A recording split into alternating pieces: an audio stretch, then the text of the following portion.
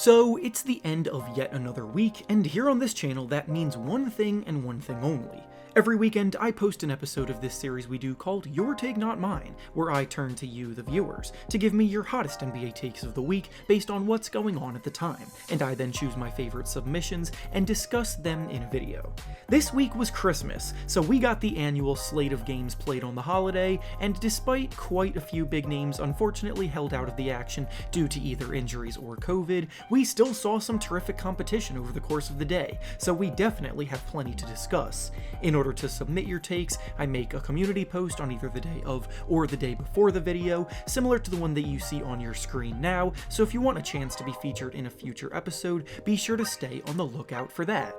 Before we start though, I want to thank PrizePicks for sponsoring this video. PrizePicks is the perfect service for all of us basketball fans here because when you're involved, it makes watching the games every night so much more fun and engaging. Basically, it's an application that provides you with lines on all kinds of individual player props, such as points, rebounds, and assists, and you simply have to choose whether you believe they will record over the set amount in the line or under the set amount in the line. Make your selections, wager however much you want to, and if your picks hit, you can win big money. For some picks I'm looking at today, I'm thinking of going with Joel Embiid scoring over 27.5 points to bounce back from his disappointing loss against the Hawks last game. I like Shai Gilgeous-Alexander to score over 22.5 tonight, and I'm taking Miles Turner to score under 14.5 in his game. If this sounds intriguing to you at all, then go use the link in the description of this video to sign up today and use promo code REFERENCE to receive a 100% deposit match bonus on up to $100. Once again, thank you to PrizePicks for sponsoring this video. Now let's get back into the topic at hand. The first take we'll be discussing today comes to us from Zani, and he says that Kyle Lowry should be in consideration for getting an all-star nod this year because of how he's leading the Heat lately without Jimmy Butler and Bam Adebayo healthy. The Heat are a game back of the 2 seed right now in the Eastern Conference standings, and as has been the case with a lot of teams at the moment, the Heat are dealing with players with injuries and being in COVID protocols, including their best 2 players of Butler and Adebayo. Lowry is getting up there in age, and his production isn't quite what it used to be, but he definitely does bring tremendous leadership to the team, and he just seems to always make the right play when it's needed. Without Jimmy and Bam, the Heat are still staying afloat in the standings in large part due to him stepping up his game, as Lowry has been averaging about 16 points and 9 assists per game in their absence, and the team has 7 wins and 6 losses in that span, which is a good winning record. They've picked up impressive wins over the Bucks, Bulls, and 76ers in that stretch too, so it does become even more noteworthy. The Heat have a very deep team and plenty of guys are stepping up, so while I do think Lowry deserves a fair share of praise for being the go-to veteran leading them right now, someone like Tyler Hero also may be a bit more deserving because Hero has actually been sensational as well. On the year as a whole, he's averaging about 21 points per game, shooting nearly 40% from 3, and especially down the stretch of games, he has been amazing scoring in big moments. To conclude, no, I don't think Lowry has the production to justify being an all-star, but that doesn't mean he doesn't deserve to be credited with how well the team have played this year.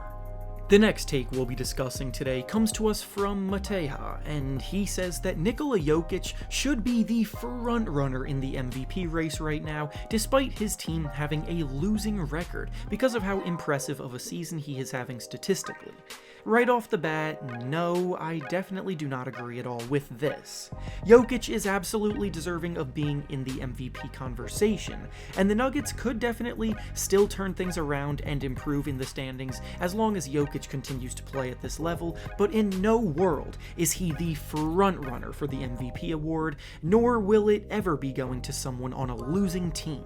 It defeats the entire purpose of the award, and we're not going to start making exceptions for players that are likable or fan favorites. Russell Westbrook got a lot of slack when he won the MVP award back in 2017 as a 6th seed, and that Thunder team was 12 games above 500, so Jokic and the Nuggets currently having a losing record is a whole new stretch. Believe me, I get it. The argument stating that the Nuggets wouldn't be anywhere without Jokic this season is 100% accurate and valid, and again, I did say that Jokic is 100% deserving of being in the conversation of the players in the race for the award, but the debate at hand right now is whether he should be the quote-unquote frontrunner for it, and that's where I draw the line. Kevin Durant is having an unbelievable season for the 1-seeded Nets right now, Steph Curry is having a terrific season for the 1-seeded Warriors, and even Giannis Antetokounmpo is creeping back into the conversation with his Bucks heating up right now. The MVP race is going to be very close, with several players likely having valid arguments to win it,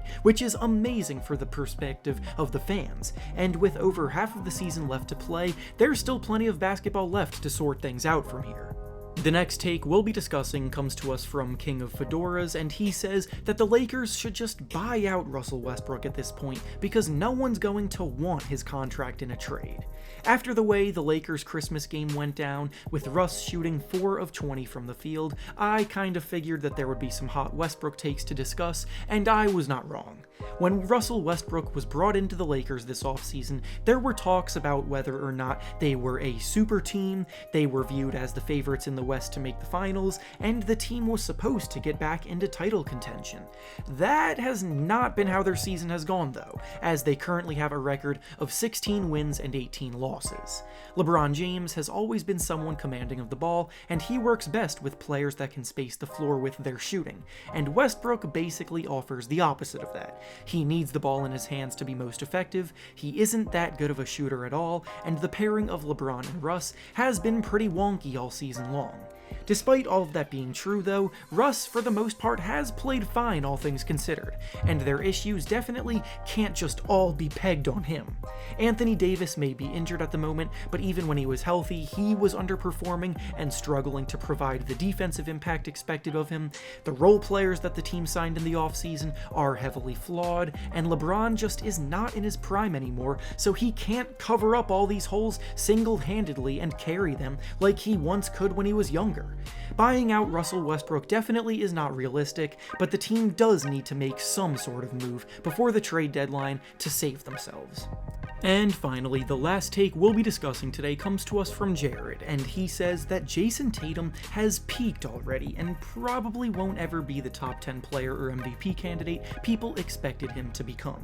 Tatum is definitely one of the best young players in the NBA right now, but he's having a bit of a down year this season. What made him so special was his ability to make tough shots look easy and convert them at an efficient rate in the past. But when those shots stop falling as consistently, questions about his decision-making and shot selection are rightfully going to start coming about. He's shooting below league average both from the field and from 3, and the Celtics are a game below 500. To start things off, if we've already seen the best of Tatum over the last few years, and he doesn't get better, then that's still a fantastic player, so it's not necessarily slander, but I do think he will continue to get better and better, because situations like this tend to make guys more mature as they age, and they learn simply from playing the game for a longer period of time. As players approach their prime years, the experience of being in the league so long helps things click, and because Tatum already has the skills to produce an elite level, that maturity is going to do a world of good for him over time,